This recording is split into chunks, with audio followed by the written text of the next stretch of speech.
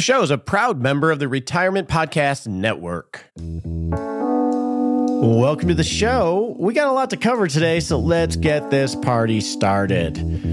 We are finishing up a month-long series on unique retirement, specifically the expat life and retiring with children with special needs. And we've heard from two people that approach it from the advisory end in guiding people. But when you're dealing with unique situations, people that are living the situation generally are the most versed on all the specifics because they're going through it. So today we're going to share 3 different stories on living unique retirements. 2 stories on the expat life, one from Doug, who I would say is an expert on living overseas full-time. He's done it most of his life and is retired in Thailand. And then we're going to hear from Richard, a good friend of mine, who's in the midst of preparing for retirement while having 2 of his children have special needs and managing how do we make sure they're okay financially and launch them, but also take care of our retirement. And he's going to share his journey. And he has another unique perspective because he's living it, but he also has a business called Special Sitters that serves that community and helping place people to help lend a helping hand in dealing with children with special needs. And then lastly, we have Rhoda and Rob, who are earlier on their journey of the expat life, and they're doing more of a hub and spoke. And I think their stories, people actually doing this, can be very helpful in you navigating your journey. So that's what we're going to do today. A couple of things I want to say before we get to their stories. Number 1 is just a general comment about doing retirement planning that I just feel moved to share.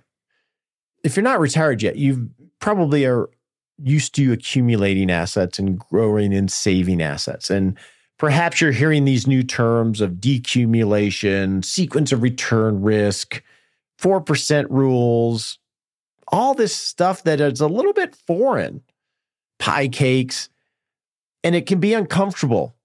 Then you're at the beginning of your mastery journey of managing your plan, either by yourself, on your own, or with an advisor, and trying to get the lay of the land. And it can feel uncomfortable. It can feel very intimidating, and that is okay. I just want to affirm to you that that is okay, and that is totally normal. You shouldn't expect to feel comfortable in understanding terms or doing a process, a retirement planning process that you've never done before or really thought about in detail before. It should feel uncomfortable. So that's normal. And you just need to put in the reps at whatever pace you're comfortable with.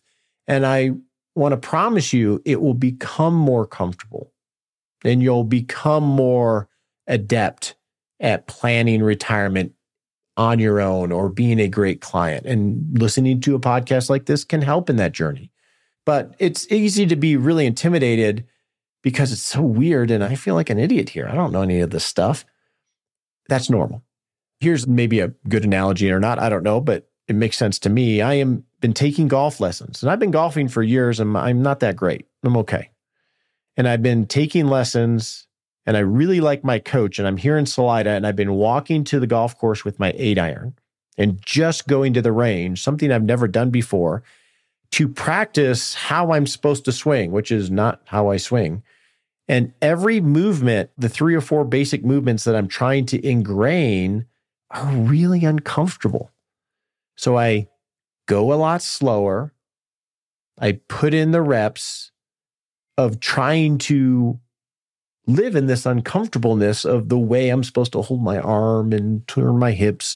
And then sometimes I'll do one part right and screw up the other part, and it's all discombobulated. Very similar. I'm trying to make this normal and become comfortable with this. And retirement plan is going to be the same way. So that's my PSA for today. Now, next month on the show, this is the next thing I want to talk about, is we are going to do encore shows. We are going to share the shows that we did a year or two ago, about a year ago actually, that go over the 8 pillars that I believe you need to have in place and work on in order to really be in a place to rock retirement. There's 4 financial pillars. We're going to go over those. And there's 4 non-financial pillars that can create a solid foundation for living a life that minimizes regret. So we're going to air those shows next month. That's going to, 1, help reaffirm this for you so you can put in some reps. And it's also going to help me because we are working on some projects on another master class, and we're going to rejigger some of the production of the show to try to improve it for your benefit. So it'll be a win-win there. So I wanted to share that. That's what we're going to be doing next month. Last thing is, before we get to the stories, we're actually going to start with the Smart Sprint today. On your marks, get set.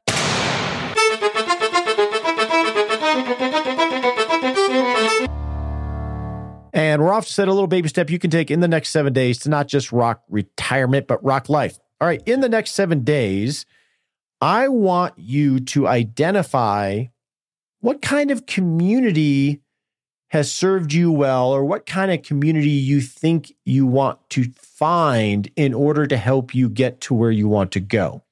I want you to put some thought into that. And here's why.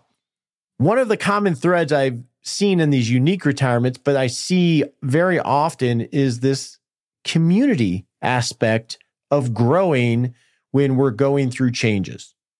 So as an example, when you have children, it's very helpful to have some cohort or community of people that already have children, maybe that are 4 or 5 years old if you have a young one, so they can help you have perspective on what you're going through and you can learn from their wisdom. Or me living here in Salida, I've been leaning on and making friends and talking to people that live here and integrating into that community because they know where I should go, what I shouldn't do, how I pay my bills, where the garbage pickup is and everything. They are accelerating my journey to mastery because I can lean on them. And to me, the questions I have feel stupid. I should know this stuff. But to them, they're happy to help us. It's become clear in these unique retirements that the people that are going to know the most about retiring with special needs children are people that have already done it or that are doing it. They have such a vested interest. They're going to be in the Facebook groups doing the research. Yes, someone like Jane or the gentleman we had on that comes on special needs children can help from a planning perspective, but nobody's going to know it better than the people that are doing it. Or an expat life. The people that have actually had to navigate it have a lot of wisdom that they're willing and many times eager to share.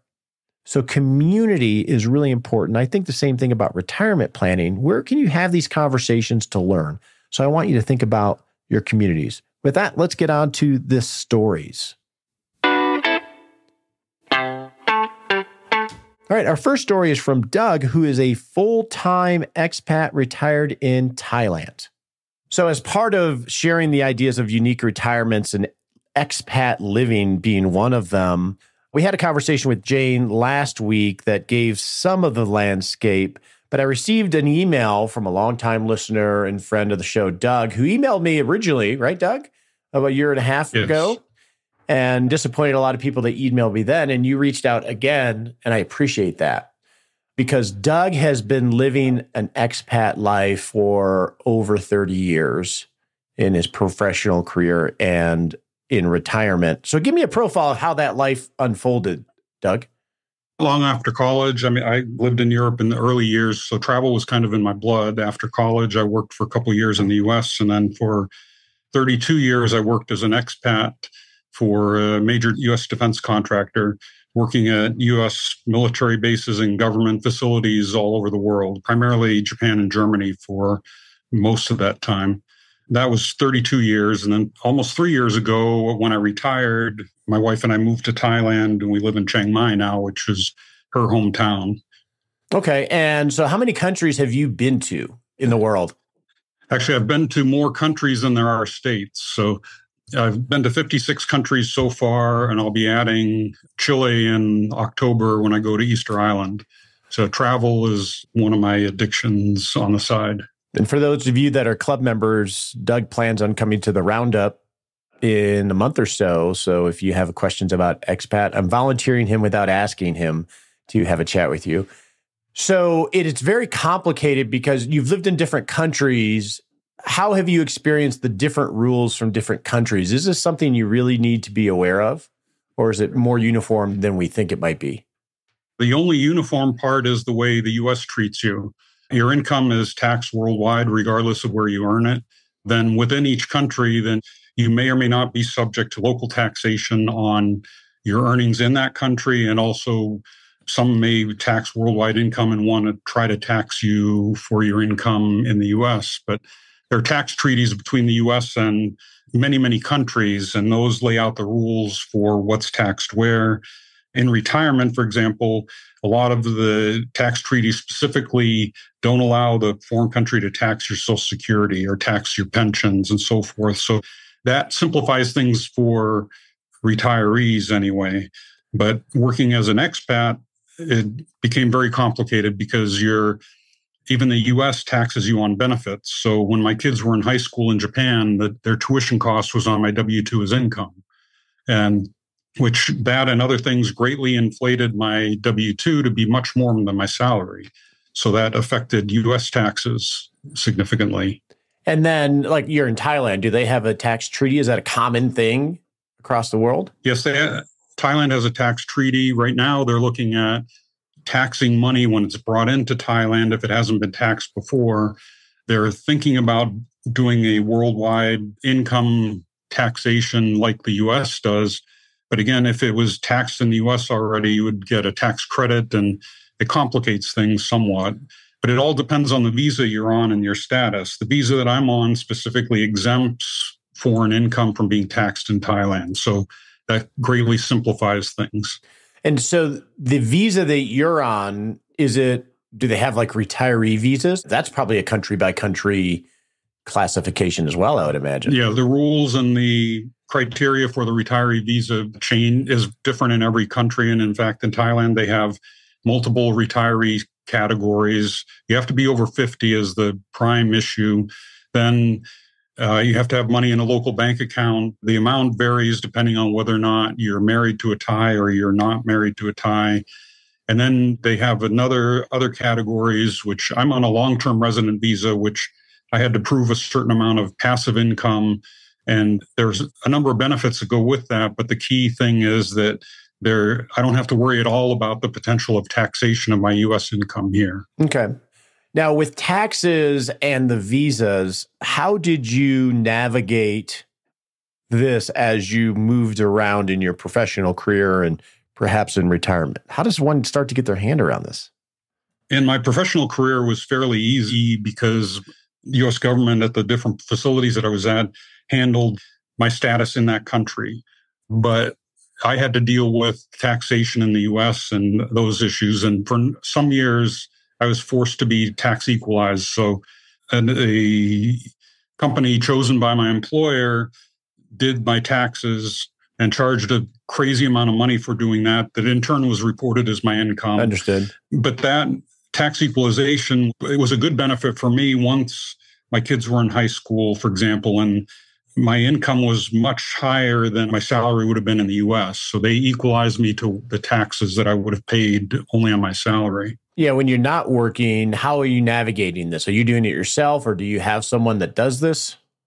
I did it myself. I mean, a number of people that come to Thailand or go to other countries use visa agents. I'm a do-it-yourselfer on most things and basically decided to do that. It's not complicated if you just follow procedures. I mean, I'm an engineer by trade, and I'm used to just following the steps necessary and persevere when you hit a roadblock and work your way through it. When it comes to the tax part of it, if you're going to be long-term resident, have you come across any resources that you might mention related to finding your tribe to navigate this?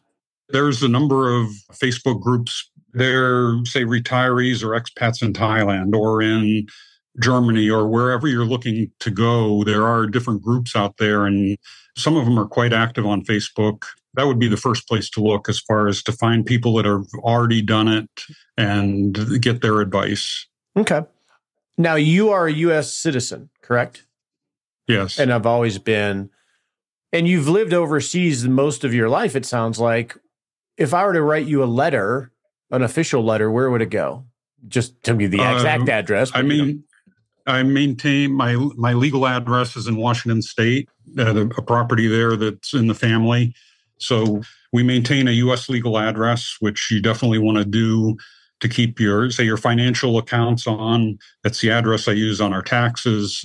It's beneficial for that, whatever your U.S. address is. Ideally, there's no state income tax in that state, especially if you're not going to physically be there all the time. Why pay state income tax there? So that's the primary address. I mean, I have another address in the Boston area as well, but I don't really use that much. And the Washington address, because you have family property there, was somewhat convenient. If you didn't have family property and you truly were living as an expat, do you have any wisdom on how you choose, and obviously from tax perspective, but from a legal perspective, what the rules are around that? There are a number of states that are easier than others. For example, Florida and Texas make it fairly easy to become a resident there. And as long as you're moving there or changing your residency to there from a state that's not going to chase you, if you will, like if you're from California or New York or some of those other states with high income taxes, as long as you don't spend time in that state, it shouldn't be a problem. But some of them are very ruthless about chasing people down that they want to get income taxes from.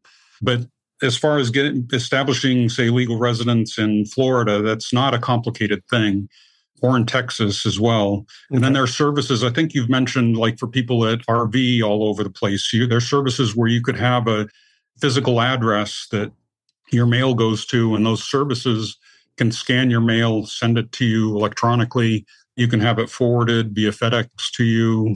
There's various mechanisms for that. But in general, you need the U.S. address, and you want to maintain a U.S. driver's license, and that also you register to vote there. And part of having the U.S. address comes to like the financial accounts, right? If you have accounts at Schwab or at Vanguard, et cetera.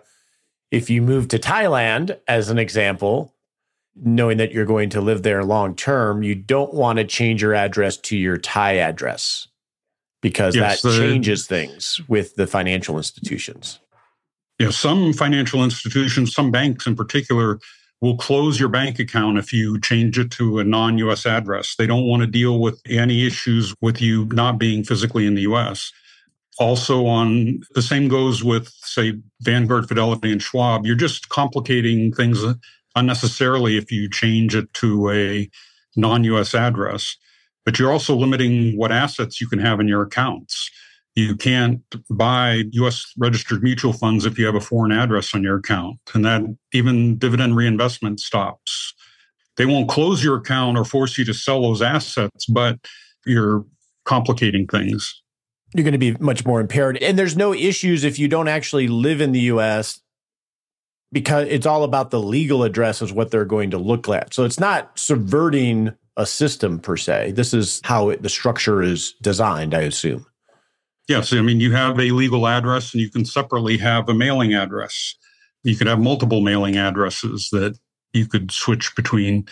I mean, that's what I had when I worked as an expat for many years. I had to maintain a U.S. legal address, and you have to, just for various reasons, it was needed. And so when you have, let's say Roger sends you a check for $100,000, because I just love you, where do you deposit that if I'm living in the U.S.? The wonderful thing now is that most banks, in my case, my bank, through the app, I can just take a picture of the check and deposit it. Even if it's over, like, I am in the world. Like my bank limits no checks above $10,000. So different banks have different rules around that. I think, as I recall, my limit's much higher than that. There's probably a restriction on me, Doug. And so you can just take a photo of the check and it goes to the local bank. If you want to get money from your, let's say, Vanguard account in the U.S., how do you transfer money? There's a couple different ways. One, which was mentioned on your last podcast, which is Wise Transfers. It's a company that moves money around the world. It comes out as an ACH or like a check out of your bank account or using a debit card in the U.S., and then it deposits in local currency in your bank in another country. That's one way. The other is ATM. Like if you're going to be outside the US, you want a bank or institution where your ATM fees are refunded worldwide. Schwab and Fidelity and the various other ones do that, and we can get significant amount out of the ATMs without any fees on a daily basis, much more than we need. And then lastly, doing a wire transfer.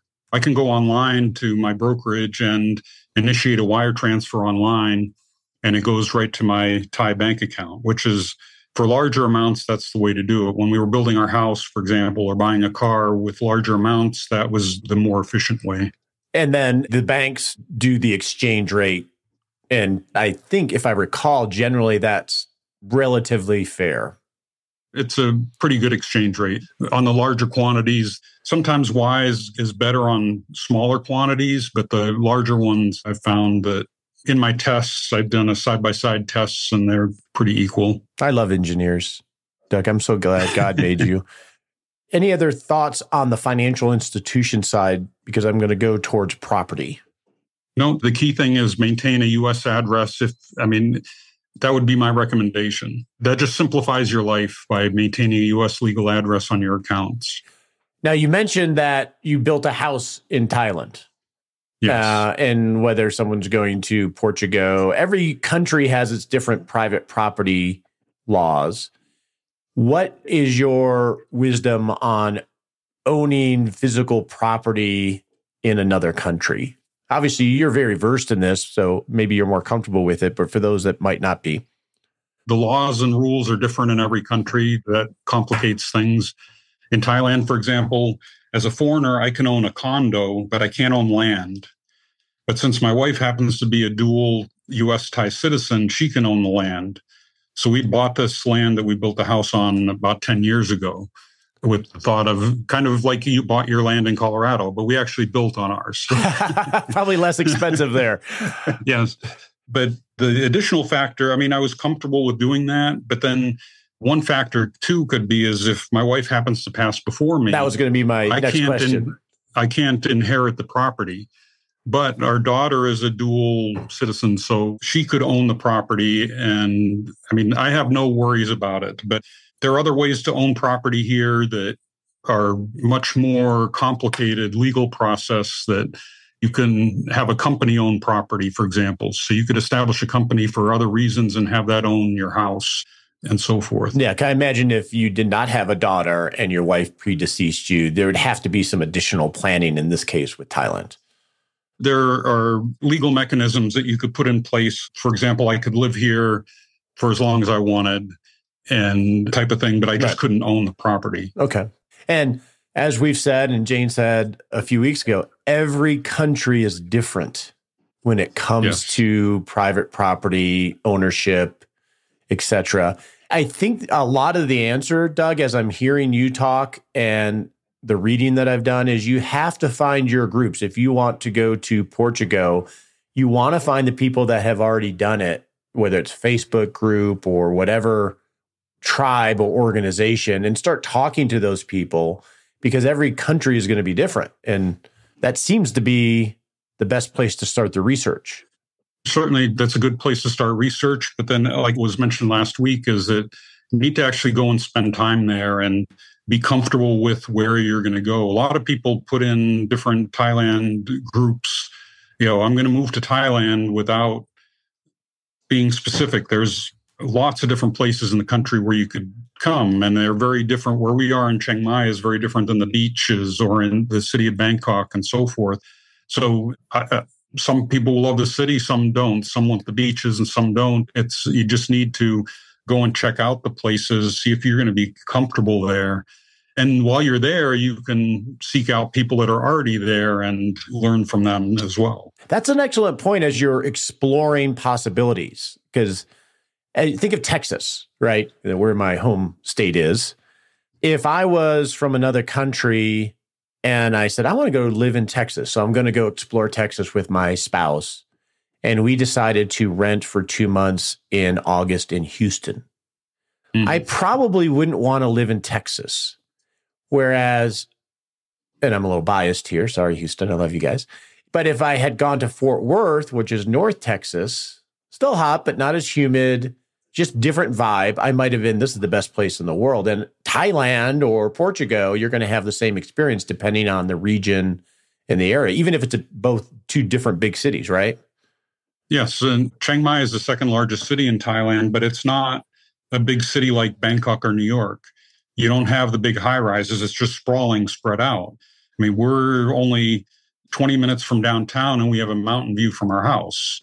It's a very different vibe than if you were in a congested city that you have a lot of traffic and it takes you a long time to get anywhere. And I imagine if you're thinking about a country, then you're likely going to gravitate either to some stop you had on a vacation or the big city, because that's what you find on the maps easily. So you need to... Yes, and in some cases, when people ask the questions, some will throw out ideas of here's other places where you tend to have concentrations of expats that might be places you might want to look at. That probably would be a good phase one of, if I knew I wanted to go to Portugal, go where a lot of expats are, because you're going to have a built-in social network to help show you the ropes. And then maybe 3 or 4 years from now, you could go to phase 2 and go find a place in the mountains or whatever your jam is. Yes. Okay. Now, Doug, I assume at some point you're going to die. So from an estate standpoint, does your daughter live in the States? She's a dual citizen. Does she live with you in Thailand? Yes. My daughter lives in Denver and we have a son that's in Boston. Okay. When you and your wife pass, how does the estate work? If they have Thai citizenship, it sounds like, so that I would assume is helpful, but how do they navigate that? Well, the vast majority of our assets are in the U.S. Everything is either in revocable trust or in passes by beneficiaries. So we don't have anything that in the U.S. that would need to be probated. So that's pretty easy. Both the kids are the beneficiaries of the trust and trustees, so they'll have immediate access to everything. In Thailand, it's a little more complicated. If you had transferred a lot of assets to another country, the estate and probate rules are also going to be very different in every place. So in Thailand, just for my wife to get the money out of my bank account, she'd have to go through probate. You can't have a beneficiary on bank accounts here.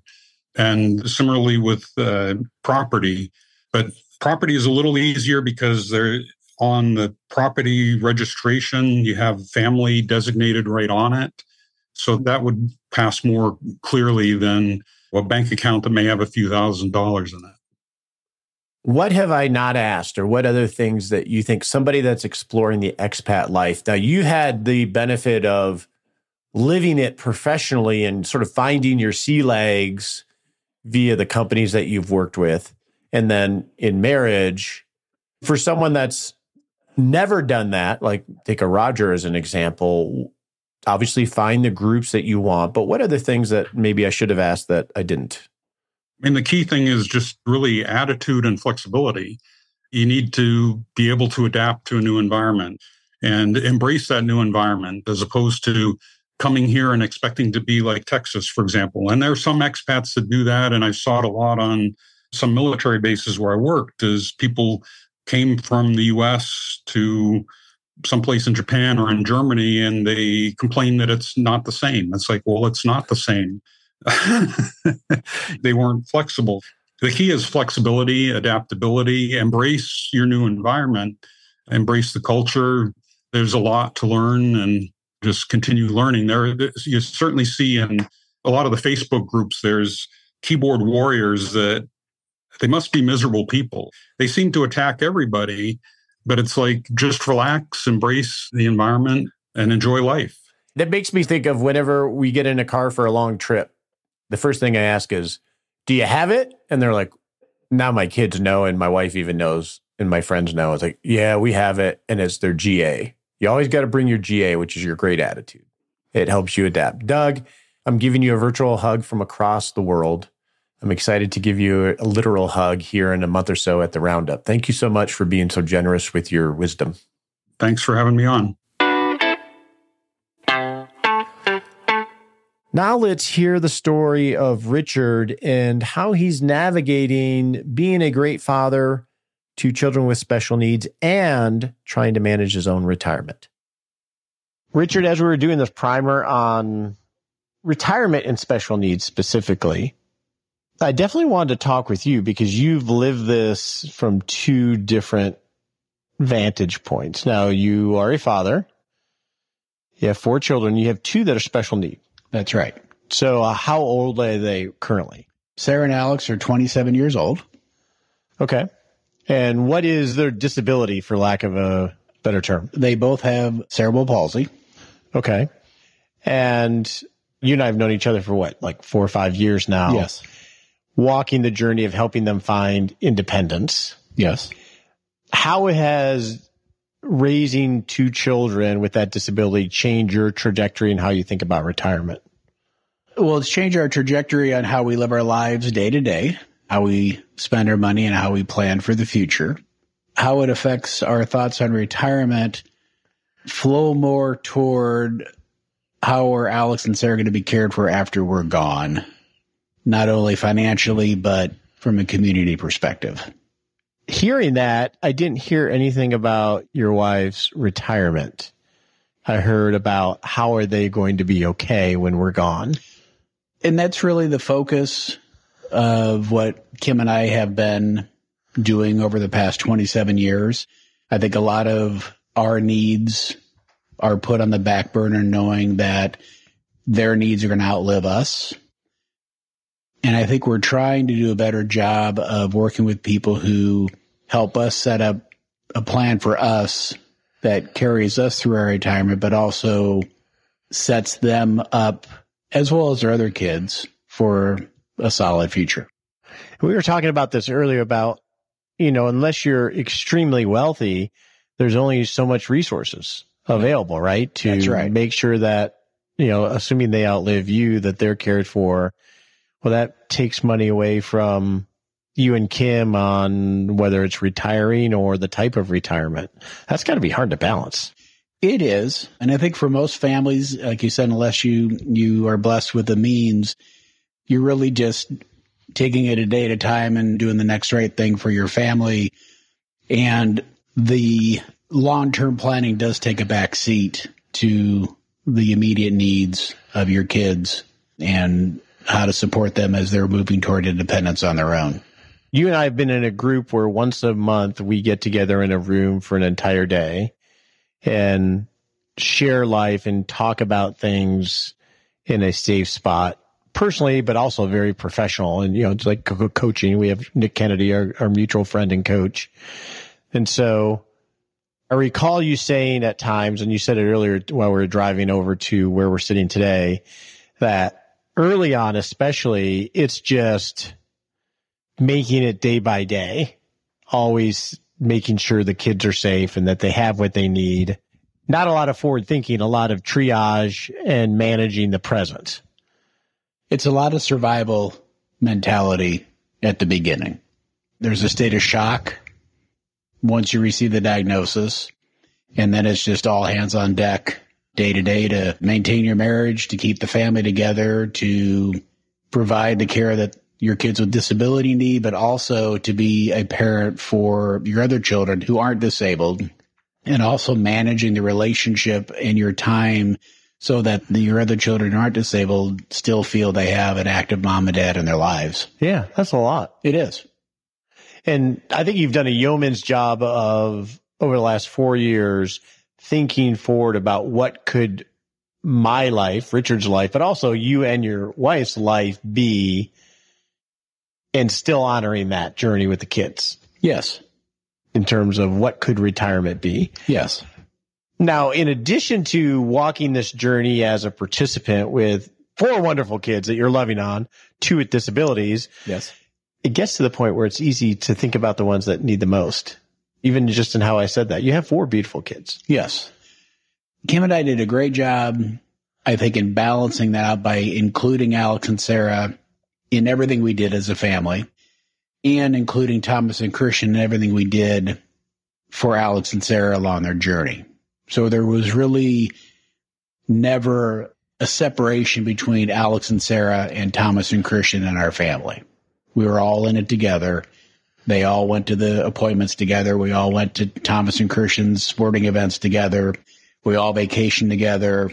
Thomas and Christian enjoyed the benefits of some of the programs that Alex and Sarah participated in. For example, skiing at Winter Park. We were able to go skiing with great people because Alex and Sarah were part of the National Sports Center for the Disabled. So we created an environment where everybody worked together, and it was a symbiotic relationship between Thomas and Christian and Alex and Sarah. Yeah, so on the non-financial side, there's so much to navigate, Yes. not just with respecting all of the kids' needs, but also you and your wife. I mean, just having kids. I recall when Emma and Spencer were in their single digits to teens, you're so busy just with even me with 2 kids. It's easy for a spouse to lose each other. I can't imagine whatever. What steps have you guys taken to help make sure that that's preserved? You know, we had 4 under 4 is how it ended up working out with the kids. And I give my wife the most credit for this, is very intentional about just being a family, having dinners together, bedtime routines, book reading, prayers, having family activities on the weekends, just being intentional about creating a family. And I think we would have done that anyway, but it became more important to do that with Alex and Sarah as part of our family. I heard a phrase of when somebody's facing something difficult or unexpected is that you feel like you're not capable enough to manage something, and that's actually true, but who you become expands to manage what you have to deal with. I would agree with that. I think when Alex and Sarah were born, we had a lot of support from some church family that we were close to. But then after the initial shock, everybody returns with their other routines, and you really understand that it's just going to be your wife and you on this journey. I feel bad equating it to this, but when a spouse dies, everybody comes and is there, but then everybody goes back to their life and you're left to manage your new journey for the most part. Exactly. Very, very true. Okay. Let's switch to the more practical side, because you have a lot of experience there. Obviously, you have the experience of managing it within being a parent, but you run a business that serves the same community. That's right. So now what's the name of your business? It's called Special Sitters. And that's based in Omaha, Nebraska. Omaha, Nebraska. And what does Special Sitters do? What we do is we provide in-home care for kids and young adults with a disability.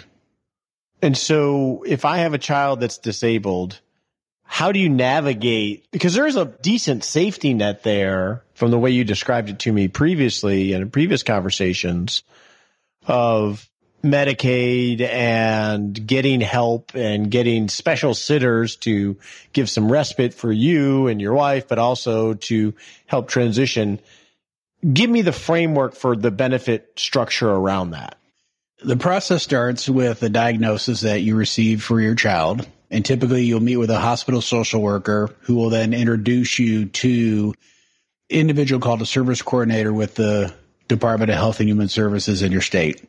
That individual then will meet with your family, identify the needs of your children, and then plug you into a program that best suits those needs. Once that has happened, you then go out and you, either on your own or through a referral from the service coordinator, choose a provider, whether it be an independent provider or an agency provider like Special Sitters, to provide care for your family. And then it's a matter of just scheduling those services with that agency or independent provider as you need them throughout the month. And so as an example, you get an allotment of hours of a special sitter or somebody that the government program provides and pays for. Yes. For example, in Nebraska, where we're based, every family is allotted 30 hours a month for respite, which provides a chance to go out to dinner with your spouse, go grocery shopping, go for a walk. And depending upon the age of the child and whether or not both parents work, the state will also provide child care services for you so both spouses can work. And we provide services to support families with both of those opportunities. It sounds awesome as a support system, not knowing the hours involved as a layman in this area for sure. And it sounds like it's a lot to try to coordinate and manage. Do you have any idea of how many people have access to this type of support that either don't know about it or it's too complicated so they don't use it? I would imagine more so than is publicly acknowledged. Like any government system is set up to be difficult to navigate. And a lot of families will just end up giving up and then relying on parents, siblings, aunts, uncles, friends to provide care for their family so they can have a break. And that ends up being few and far between when a parent gets a break under those circumstances. What we try to do for families is we're like an air traffic controller. We will take their schedule, match it up with one of our caregivers, and then provide services to that family. We take over from the standpoint of when they call us and say, we need care for John on the weekends. We do all the back end work for them, and then we present them with a solution that works. And if the caregiver is acceptable to them, then we provide services. Okay, so you help coordinate care. Yes. And deal with the filing with the appropriate government regulator or organization in terms of getting reimbursement and everything else. Exactly. Our goal is the only interaction the family needs to have with us, or the only steps they need to take, is to let us know when they need care. From there, we coordinate the care, we coordinate the service authorization from the Department of Health and Human Services. We find the caregiver, we do the scheduling, and we follow up, and we do the billing on their behalf. Now, is this a normal structure throughout the country? I think so. In most states, it's like this. I'm in Texas here. If I needed this, I'm likely I could go on the internet and find a service similar to yours? Yes, you'll probably start with your state's Department of Health and Human Services in whatever name it's called. And you'll have to navigate that website to find the correct department in which you start. And I know that you have a need for care. So if I need my 30 hours for respite, as an example, you may not have enough caregivers to give me the hours that technically I am allowed from a government reimbursement standpoint. So what happens then? We always tell our families that we most likely will never be able to fill all the hours you request. So we suggest that you find another agency to work with us as a backup, or vice versa. We've been backup for other agencies as well. And we basically take a team approach to providing care for your family. And then I just have to coordinate between the placement services, essentially. Yes. I mean, we talk back and forth to make sure that we're not going over the allotted hours that you have, so we don't burn through your hours faster than you need us to or that you want to. So there's a lot of coordination. It's like coordination benefits. How do you manage as a parent finding the quality aspect, the qualitative part of, okay, we get a body that will come and help, from a quality of care, not just the quality of care, actually, because some of this is just, it's not care always, it's just humanness. So a person being there. What's the state of that generally? Well, from our standpoint, we don't hire a caregiver who we wouldn't want to work with Alex and Sarah in our own home. So that's our threshold. Now, other agencies don't have that kind of a standard. Once we find that type of a caregiver, they all go through a vetting process and background checks and training. But then we also go out and visit with the families. We call on a monthly basis, and we do a quarterly visit with each family to make sure that we're doing well for them and that the caregiver is working out. And we always tell the family, if you're not happy with the individual we send, you just need to let us know and we'll find somebody else for you. So as someone with a special needs child that is navigating this, there are some best practices to monitoring the placement agency in terms of quality of care? Or how do I evaluate one from another if I'm looking at them? Just as you would, I hate to say this, hiring a plumber. You're going to want to get 2 or 3 different references. You're going to want to talk to the agency. You're going to want to be able to visit with some families that use them. You're going to want to ask for referrals. And at that point, then it becomes your own personal decision who you're comfortable with. Okay. I know you're dealing with this journey as you're thinking about your retirement. How do you navigate, or just what's your current thinking on how do we have our retirement, and also on if you and Kim aren't going to be there? I think you mentioned when you're 85 or 89, they're going to be 57. Yes. In our situation, it's a combination of things. One, it's our own ability to save and put money aside for them. We're also blessed with some grandparents who had the foresight to provide some resources for Alex and Sarah on their own right. It's not just making sure that they're set up to survive. It's making sure that they are set up to provide for themselves to the extent that they can. So both Sarah and Alex have jobs, and they both work, and they both get a paycheck, and they both have bills to pay. So our role for them is not necessarily to replace their income, but to provide a safety net for them, especially during the years that they can work, to provide them with things and activities and experiences that they may not otherwise be able to afford without assistance. If they're not able to be their own guardian, how do you navigate who would be? Well, Alex and Sarah are able to be their own guardian. Okay. In those situations, what we've set up is more of a trustee for the trust. So initially we picked the natural family members, close friends. But as time goes on and their lives change, you need to reevaluate that really probably on a 5-year basis, and then make sure that they're still willing to do that because they may have forgotten what they've offered to do, and you want to be fair to them. But typically you'll have a trustee who is a family member who maybe doesn't necessarily have to have intimate knowledge of Alex and Sarah, but enough knowledge about them to know what they like, and who's willing to take the time to learn about them and learn about what they like. You're always going to have a backup trustee that's probably more of a bank or a corporate trustee going forward. You brought up a guardian. There are some individuals who aren't able to make decisions on their own, and you'll have a guardian appointed for them, and that individual may be a family member, a close relative, or if there's nobody around like that, you have a guardian ad litem appointed by the state to care for and watch over their needs. From a services perspective, are there unforced errors, for lack of a better term, that you see people miss in terms of what is available, whether it's from the government via support or other organizations, things that, oh, wow, it seems like people don't realize that this is there? I don't know if I'd call them unforced errors as opposed to just wearing out and wearing themselves out and trying to find the services, sign up for the services, and qualify for them. That's a much better way of phrasing it. It's just being worn out from finding them, but then navigating the actual system. I mean, just take the DMV and put it on steroids, and that will tell you the amount of people you need to talk to, the amount of paperwork you need to go through, the amount of unreturned phone calls you'll receive, and the amount of roadblocks that will be put up just to try to get services for your child. Any advice as someone's navigating that? Don't give up.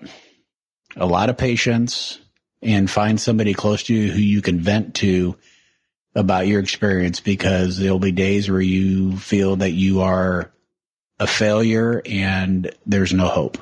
Well, then there's that whole other emotional aspect of it. Yes. That overlays it. I was thinking of, you said the DMV on steroids. I was thinking of my wife when she talks to, because we're on the ACA program, and she's talking to the HMO that we're on, and her frustration in being on hold forever and getting to the wrong person and getting disconnected. I would equate it to that on steroids. Yes. I mean, for example, just this past week, we were supposed to have a meeting with Alex and Sarah's service coordinator to renew their authorization, and that person was a no-show. And I'm sure that happens a lot of times throughout the week for a lot of these families. If you've taken time off work, you've adjusted your schedule, maybe you've had to find care for your other kids who aren't disabled. And so you're dealing with a big bureaucratic machine. And the people that are in it at the level talking with you, it's not that they don't care. It's that it's entry level.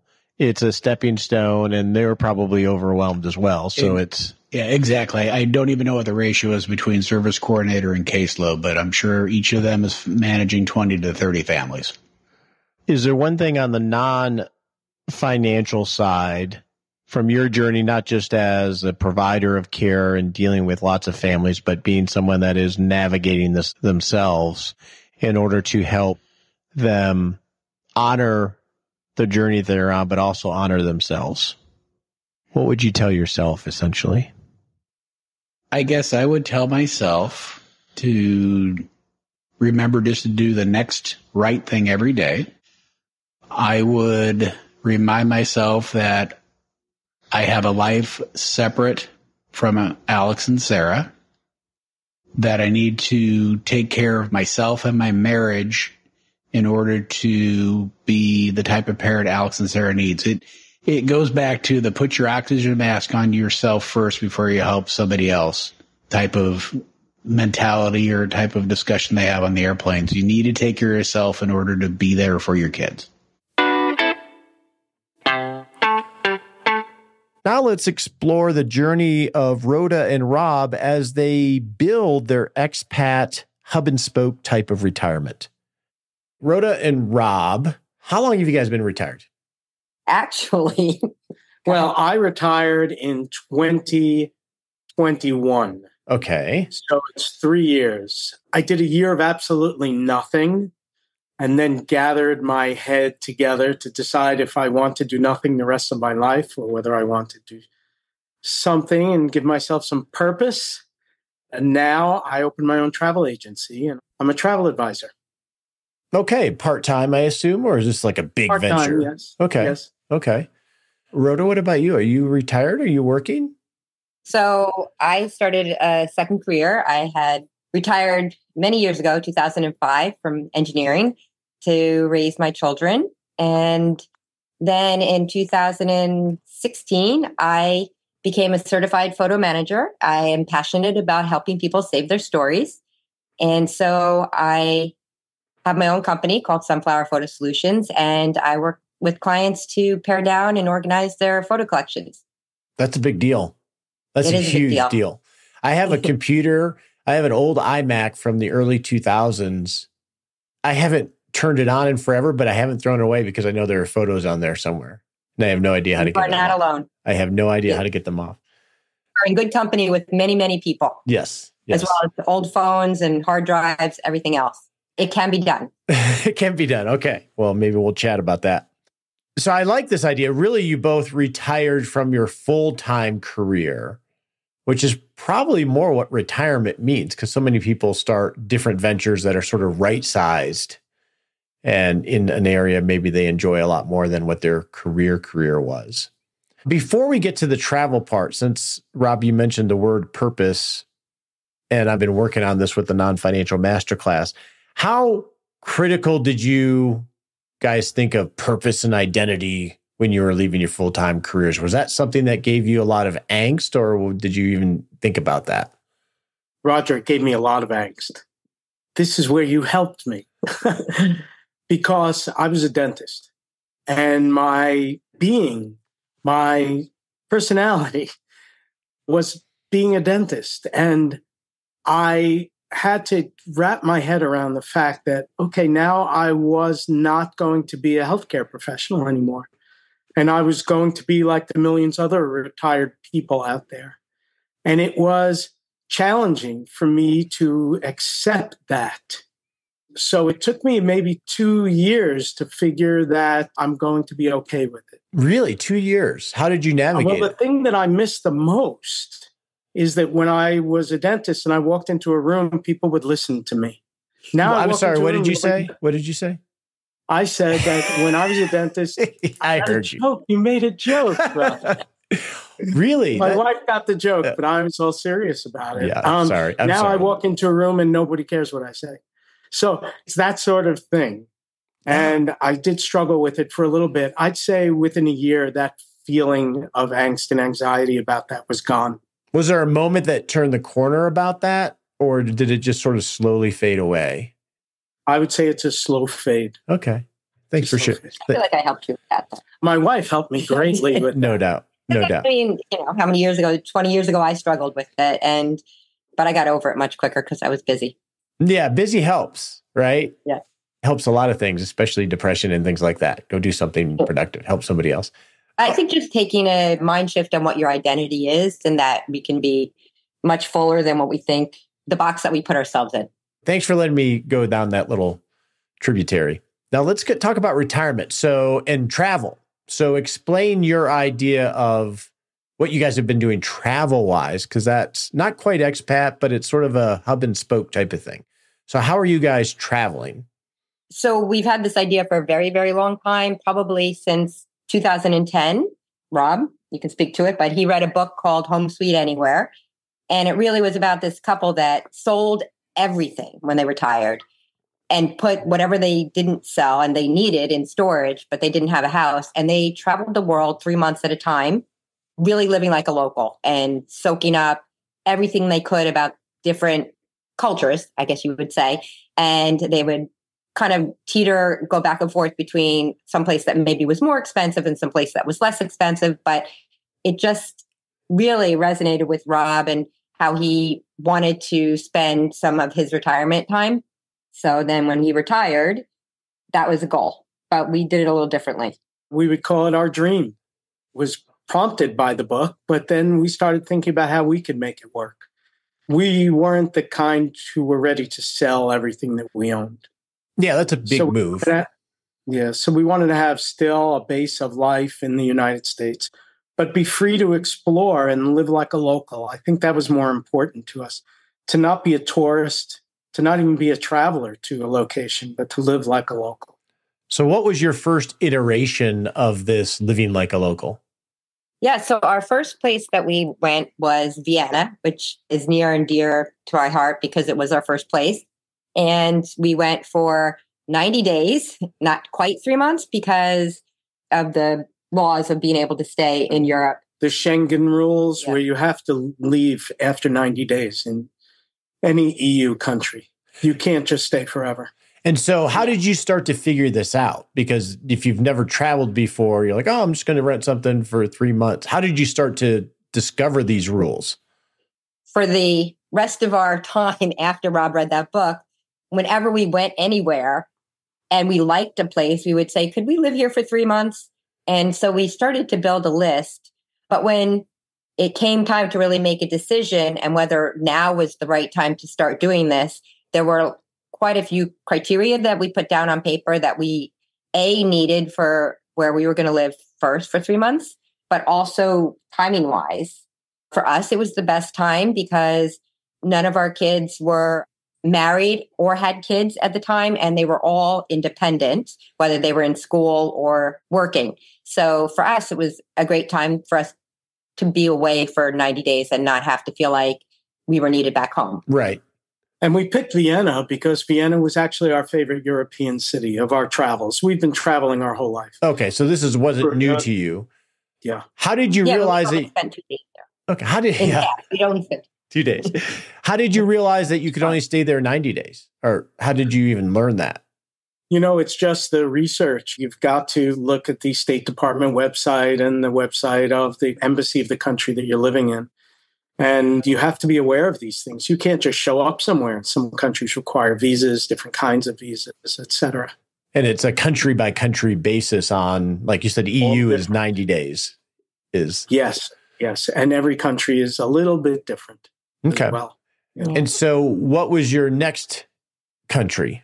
We just got back a month ago from Greece, and we decided to be on a smaller island that was a little more remote so that we could really get the experience of, and it's a very different experience than Vienna, which is a big city, of living in a sleepy little kind of beach town. It was the island of Paros, which is Paros. It's between Mykonos and Santorini. And this time we decided to go only 6 weeks, only because of the size of the island. And we knew that if we'd spend 3 months, maybe that would be too much. You know, you can live in a city for a very long time and still not experience everything. On the island of Paros, I would say you can experience everything there in 2 days. Well, experience everything, I would imagine, from checking the boxes of what it has, but then you get into community after that, right? Yes, and it's very nice. You meet the bakers and you meet the people at the supermarket and then at the grocery store, and everybody becomes familiar with you. And all of a sudden, you're chatting with them, you're learning the language bit by bit. And it's really enlightening because we all think that the U.S. and the culture that we have here is the best, the only thing to be. We're very high on ourselves here, but you go overseas and you realize that there are other cultures and there's other ways of life. And everybody is happy in their own way. Yeah. We're not necessarily the be all and end all here in the US. How did you find this place? Paros? Yes. We decided on Greece first. Let's go to Greece. Then we said, are we going to go to Athens, the city? No. Let's really live an island life. And then I did the research of all of the islands. And of course, Mykonos and Santorini are the most popular ones for US travelers. So we didn't want to go where all of our fellow tourists were. And it turns out we visited Mykonos and Santorini while we were there. And yes, there were thousands of people, all from the United States, wandering the streets. We didn't want to go live in a place like that. We wanted to live in a more authentic culture. Yeah. So this is a different, like we just had someone previously who lives in Thailand full-time. And so your approach to expat living is more of hub and spoke. You have your hub in the US and the goal is to be 3 to 6 months in whatever places you think about. And it sounds like one of the profiles is the non-tourist destinations. Was that? Yeah, I would say that's, except when it comes to a city, all cities, whether they're in Europe or somewhere else, are pretty much tourist destinations. But definitely on our list, which was both in Vienna and Paros, as well as the next ones that we're considering, is a good transportation system so that we can go and visit other places. Vienna had an amazing, both internal and external train system, as well as the ferries, the boats on the river. And in Paros, it was a port, and you could take a ferry multiple times a day to many of the different islands around there. So if we wanted to sightsee or see something different or go to a museum somewhere else, we were able to do it. So not only were we hub and spoke because we still have a home in the United States and then we can go on these 3-month adventures, but it was also hub and spoke where we went to visit.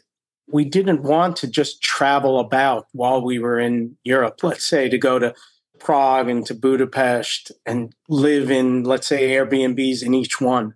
We really wanted to live in Vienna and then hub and spoke out, back, out to Bratislava and then back to Vienna, etc. And we did, like Rhoda said, the same way in Paros. Visit an island for a day or two and then come back to our home. How are you renting these homes? Is it Airbnb, or how are you finding the homes in Vienna or this island? Well, we were never Airbnb people. We just love hotels.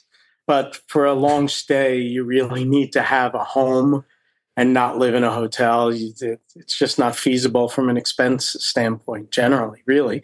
And you want it to be a home, and you want a kitchen, and you want a patio and porch. Yeah. So there are tips and tricks that we could have a whole podcast about Airbnbs. But I researched it and I learned how to find the right one. And we've been successful twice. We lived in 2 lovely, lovely places. But one tip I would say that, and I didn't do any of the research because I leave that up to him as far as like where he has to narrow it down to like 2 different places and then I'll look at it. But he went on to, in Vienna, and this helped a lot in Vienna, he went on to a Facebook group that was expats. Okay. And he asked a number of questions. One, best time of year. We were debating between 2 different times of the year, shoulder season, and then area. So he determined what area we wanted to live in the city, and then also what time of year. I think for us, it was an amazing time of year because it overlapped between the summer and the fall, but it was also festival season. So every week there was a different festival where you could kind of feel just the change of the season and the change of the culture and celebrate it. It was beautiful. Yeah, these Facebook expat communities are so welcoming. I posted, when should we come? And I got back 45, 65 responses. And they were so informative. And I did that in Austria and I did that in Greece as well. That's definitely one thread when it comes to whether it's expat living or this hub and spoke concept, or even when we explored retiring with special needs children, is the thread is community. Go find the people that are doing it or dealing with the same issues. And that's one positive thing about, I guess, the internet, right? Is that you can find people that are like-minded that can help give a hand up. So from a financial standpoint, did you mainly use credit cards, or how did you manage the financial part while you were away? It didn't used to be this way years ago. When I had a young family, first we used to travel with American Express traveler's checks. Yep. Do you remember? Yep. Those are gone now. When you exchange cash, they really take a bite out of it. Dollars for euros, let's say. So credit cards are taken almost everywhere, even at the littlest mom and pop shops on a small island in Greece. So 95% was paid with credit cards. So I didn't have to deal with much cash. Okay. What were some of the cultural surprises? I mean, whether it was language, good and bad, that might be things to look out for. Well, one I'll say is that when we first got to Vienna, Austria, we started learning German, self-taught, like through an app. And we were diligent every day. We were practicing, but it turns out that Austrian German is not the same as German. Yeah. So even in our bad accents, the Austrians would just switch to English and talk to us. And the fact that we didn't really need to know German very much, except for when we were reading signs, which we learned. We learned how to read signs, which was nice. To hold a conversation is a whole different animal. And so after 2 weeks of taking this online German class, we looked at each other one day and said, everybody's speaking English. Why are we doing this? So we didn't really need to speak the language. But it's really interesting to communicate with the people who live where we were. Do you know, sometimes people are stern, but once you start even saying thank you, good day, goodbye, excuse me in their language, all of a sudden you get the biggest smile, because many tourists or Americans in their eyes just don't take the time or effort to speak language. What's the one word in German that we learned everywhere we went? Our favorite word, geschlossen. It's a great word. It's just a fun word to say. It means closed. So because we would constantly go to a store and it's like geschlossen. Yeah, and they would just close whenever. Like you would go to this restaurant that you literally walked 30 minutes to get to, and it would be closed because that's just the way it was. They didn't have to announce it. They would just put a sign up, and it happened time and time again for many things. Yeah, the rhythm of stores and restaurants is very different. Yeah. Even the sense of when you go to a restaurant, you have the table for the night, and especially in Europe, right? You're not rushed out in any way. That's my experience anyway. Yes, no one will ever come and give you the check unless you ask. It's very weird if you're not used to it as an American. Weird. What about transportation? Did you always use public transportation or did you guys drive? We only rented a car for maybe 2 days in Greece. In Vienna, we never rented a car. I mean, that was kind of one of the reasons we chose the places we chose, that we could move about without having to rent a car for 6 weeks or 3 months. That would be prohibitively expensive in a lot of places. Where is your next region to go to? Sorry, Rhoda. We're still discussing it, but top of the list is Buenos Aires. Okay, so a very different region than the EU. Very different. You know, why go back to the same place over and over? This is the whole part about exploring life and cultures. And again, we've only been there once, and we were only there for 3 days. And we absolutely fell in love. What are the visa rules there? Do you know yet? No. Okay. Yeah, because we just got back. Just part of the issue, not total issue, but is that going there, the time of year is important. And so to go there, to be comfortable would be from late fall through spring here, which is their summer. So it's too quick for us to get there now. So it'd be another year from now. Okay. So we have to just start planning. Yes. Absolutely. Well, if that is our final one. I'm excited to check in, whether it's 6 months or a year from now, to hear about the next one. And maybe we can get a debrief on Buenos Aires once you return. Be happy to do that. Can I just mention something else? Financial? Mm-hmm. For sure. In Vienna and in Greece, we were really surprised at how expensive it is to live there. So many people would say, yes, it would stretch my budget to go live somewhere for 3 months. The fact is, yes, of course, you're paying for the rental of where you're staying. But we have found that we spent about half as much money living in other places than we do here in the United States for meals, for entertainment. In Greece, it was so wonderful to go sit down at a taverna and you just order the house wine. They bring you a carafe. It's €4 for a carafe of wine. Yeah. Spectacular. Here, what is a glass of wine? If you're at a Marriott, it can be $40. Yeah. Yeah. It could be. And here's the thing. In the tourist area, even on Paros, there's a tourist area, Nausa, and you go there, and we always say it's like New York prices. If you get a cocktail, it's $25. But if you're in the small town and you don't have to eat fancy and you have a beautiful meal because the food is amazing, and you just order house wine and it's great, and you're not spending that much money. And also living like a local includes going to the fruit and vegetable stand and going to the butcher and cooking at home and enjoying that whole experience as well, and having people over. You're not going out to dinner every night, for sure not. Thanks so much for sharing your experience, and we'll chat when you get back from Brazil.